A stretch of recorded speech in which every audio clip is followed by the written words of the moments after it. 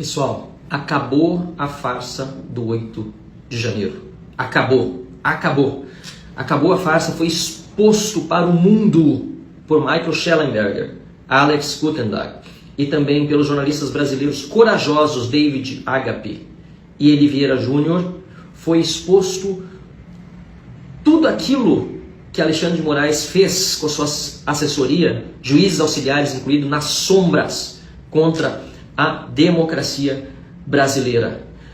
Tudo o que nós já supunhamos, tudo o que nós já falávamos que tinha acontecido, está agora revelado no January 8th Files, ou nos arquivos do 8 de janeiro. As conversas entre pessoas que deveriam estar fazendo justiça, mas que fizeram perseguição política por ordens de Alexandre de Moraes. Os detalhes todos estão nas páginas dos jornalistas, Michael Shellenberger, Alex Guttenberg, David Agape e Eli Vieira Júnior.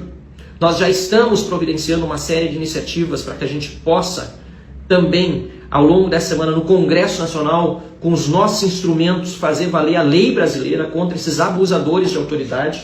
Mas é importante dizer aqui, de uma forma bem resumida, que o que esses documentos demonstram é que todo esse processo foi uma farsa. E eles mostram conversas entre Cristina Yukiko Kusahara, chefe de gabinete do Alexandre de Moraes, que administrava um grupo de WhatsApp que coordenou as operações de custódia, Eduardo Talhaferro, que era na época chefe da Unidade Especial de Combate à Desinformação do TSE, Marco Antônio Martins Vargas, juiz auxiliar do Tribunal Eleitoral, auxiliar de Moraes, Ayrton Vieira, também assessor judicial de Moraes no Supremo Tribunal Federal. Chegava ao absurdo, aqui a matéria, obviamente aqui está espelhado, né? Está aqui toda a matéria no Public News, do Michael Shellenberg, esse outro herói que está nos ajudando já desde os Twitter Files Brasil, em que eu, inclusive, fui mencionado por ter sido censurado por Alexandre de Moraes e pelo TSE. Uma mensagem, por exemplo, aqui, entre Cristina, que era chefe de gabinete do Moraes, para o Talhaferro. Eduardo, por favor, consegue para mim a certidão para aqueles 20 casos. A PGR pediu liberdade provisória para eles, ou seja, a PGR, Procuradoria, pediu soltura dessas 20 pessoas. Mas o ministro não quer soltar sem antes a gente ver se nas redes sociais tem alguma coisa. E aí o Eduardo Talhaferro responde: boa tarde, tudo bem? Devido ao grande número de mensagens, a sua ficou no final. Já está sendo providenciado. Obrigado, Eduardo. E ele, peço desculpas na demora, hoje está bem movimentado aqui. Gente, isso aqui sabe de quando é? 13 de fevereiro de 2023. Essas 20 pessoas estavam presas mais de um mês já. Tinha pedido de soltura da PGR e o Alexandre de Moraes não soltou enquanto não visse as redes sociais. Eu não sei quem são exatamente essas 20 pessoas, não consegui ler tudo também para saber se já foram identificadas todas elas, mas o fato é que permaneceram presas até que Alexandre de Moraes tivesse as redes sociais delas vasculhadas, ou seja, perseguição política. Ayrton, que é esse juiz auxiliar aqui do STF, Ayrton Vieira, assessor judicial de Moraes, diz ele: despeço-me singelamente, pois os demais grupos já estão me despedindo. Estava saindo do grupo do WhatsApp, audiências de custódia, 1º de março de 2023. Que nas audiências de custódia possamos dar a cada um que lhe é de direito a prisão. E vários smileys com a linguinha de fora, piscando com o olho. Olha que coisa mais criminosa, abjeta. A pessoa vibrando, um juiz vibrando com a prisão de pessoas inocentes, na maior parte, aliás todas, da forma como a gente está vendo que esse processo foi conduzido, não tem culpado. O culpado é o ministro Alexandre de Moraes e os seus cúmplices. E os dois dando risada. Eduardo Talhaferro, um grande abraço, mestre. Depois o Marco também, kkk, valeu, Ayrton, um abraço. O Marcos é esse aqui que eu falei há pouco, cadê? Marco Antônio Martins Vargas, que é também juiz auxiliar de Moraes, às vezes no Tribunal Eleitoral. Mais mensagens aqui, ó. Pedindo para mandar direto para o ministro Alexandre de Moraes um e-mail que ele tinha, alegêmeos@uol.com.br, explicando alguma coisa, e aqui eu não vou entrar no detalhe, vocês têm de ler depois a matéria toda para entrar aqui, para ver. Gente, tem gente que foi mantida presa porque tinha falado do Lula em 2018, vasculharam a rede, encontraram uma fala contra o Lula em 2018 e foi mantido preso no 8 de janeiro. Se eu não estou enganado, esse é o caso do ambulante. Mandaram vasculhar se tinha apoio ao Bolsonaro, se tinha a bandeira do Brasil no perfil. Gente, um absurdo atrás do outro. Então, acabou a farsa do 8 de janeiro. Acabou, enterrou-se a farsa do 8 de janeiro. Não é só anistia, não. Tem que anular todos esses processos. Tem que investigar e punir os abusadores de autoridade no Brasil e botar na cadeia, esse sim sem anistia. Tem que ter coragem para enfrentar isso. O que estão fazendo, por exemplo, agora com Daniel Silveira, que não pode nem ter atendimento hospitalar digno. O que estão fazendo com Marcos Duval. Isso é um absurdo, um escárnio. Um senador da República tem as suas contas bancárias, não só as pessoais, mas também do mandato congeladas. Que é para comprar passagem aérea, que é para manter funcionando o gabinete. Aliás, pela decisão do Moraes, os assessores deles estão todos hoje sem salário. Isso é tudo um absurdo. Minha solidariedade a todos os perseguidos políticos no Brasil. O que aconteceu hoje, repito, é o fim dessa farsa.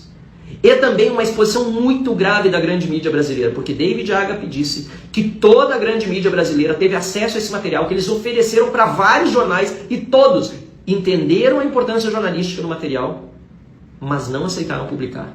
Por medo, covardia, cumplicidade com o regime.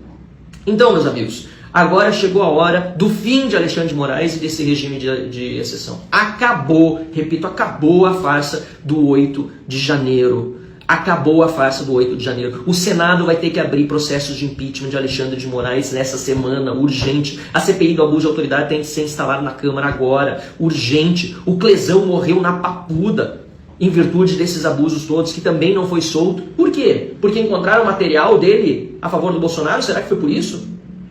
Um absurdo tudo que nós estamos vivendo no Brasil, mas nós aqui sabíamos que esse dia chegaria. Eu tinha convicção, desde que eu visitei a Papuda, desde que eu recebi no meu gabinete os filhos do seu Miguel Ritter, preso político também, a Gabriela, que hoje está nos Estados Unidos. Eu vi nos olhos dele, nos relatos dele, nas visitas que eu fiz aos presos na Colmeia e na Papuda, ainda lá em janeiro de 2023, que nada mais do que uma tremenda injustiça estava sendo cometida contra todos esses brasileiros. Acabou, acabou. Xandão já está sancionado pela Magnitsky, pelos Estados Unidos. Não tem mais o apoio da Suprema Corte como tinha, se é que um dia teve de todos, mas teve gente que não ousava desafiar o que está acontecendo agora, mas felizmente me parece que a Corte agora está dividida. A Globo demitindo algumas globeiras aí, e globeiros, né? Nós vamos ver o que vai acontecer nos próximos dias, mas é coisa boa para o país, porque acabou a farsa do 8 de janeiro. Meus parabéns ao Michael Schellenberger e Alex Gutentag, os dois que têm sido mais brasileiros do que muito brasileiros. E meus parabéns aos brasileiros jornalistas que estão aqui no Brasil, Eli Vieira Júnior e David Agape, pela coragem em publicar em nome próprio, apesar de toda a grande imprensa ter negado a publicação para eles desse material. Aqui, ó, meus parabéns aos dois. Eu disse, já vou fazer propaganda aqui, eles têm um site chamado A Investigação, tá? Se vocês olharem na internet, no X do David Agape, vocês vão ver que ele está fazendo, inclusive, agora uma campanha de assinaturas, e eu já assinei hoje para ajudar o trabalho deles. Ainvestigação.com. Entre lá, assine, apoie, porque eles botaram tudo em jogo na vida deles. O mínimo que a gente pode fazer é apoiar eles assinando o ainvestigação.com, e eu já fiz isso. Eu peço a você, na medida do possível, daquilo que você puder ajudar, assine e ajude esses dois que estão denunciando o que Alexandre de Moraes fez. E o que ele fez é crime gravíssimo, incluindo tortura, que a gente viu aí que o Felipe Martins falou da prisão dele em solitária, sem luz, o Clesão, que morreu na cadeia, e tantos outros brasileiros que hoje continuam com tornozeleira eletrônica, presos em casa, regime domiciliar mesmo sem condenação. Tá bom? Apoiem esses jornalistas, apoiem a verdade, agradeço o apoio de todos a mim, e eu vou continuar também, vou continuar lutando, e bastante, cada vez mais, motivado por essas notícias que saem todos os dias, fazendo desmoronar esse castelo de cartas desse regime cleptocrata, deste regime autoritário, ditatorial do PT com o STF, cujos dias estão chegando ao fim. Nos ajude, parabéns a todos que foram às ruas ontem, nos ajude pressionando os senadores para pautar o impeachment do ministro Supremo, dos deputados para pautarem a CPI do abuso de autoridade e ambas as casas para aprovarem, eu não vou mais nem falar anistia, a anulação desses processos escabrosos e a devida indenização, inclusive, para todos aqueles brasileiros que sofreram na mão da injustiça nesses últimos anos.